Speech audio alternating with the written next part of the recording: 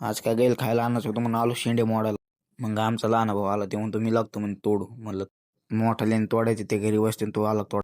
लग तोड आणून टाकलं दारात. मग काय मोठ्या भावानं घेतली तर गाय बाहेर मित्राकडे शेड बसवायला काल फाटलं होतं ते. इथल्या मित्राला निघलो गावाची कोणी घेऊन शेताकडं ट्रॅक्टर आलंय पेरायला. मग काय तिथून आलो बस स्टँडला सणाना. मग काय बस स्टँडून आलो विदग्यावर. आज काय कॉलेज विलेज नाही दाखी. मग पुढं आल्या म्हणतो मित्र म्हणे मी गाडी आणतो. म्हणलं नग मी ट्रॉफिक पाहिलं कोणाला कटाळा येतो सांग. रिक्षावाल्याला मारत होतो हारणं ते काय ऐक. मग काय तिथून आलो शेतात. मग मोटरी बंद केल्या. दुसरी बी मोटर बंद करायला आलो तिथून इकडं. ती बी बंद केली.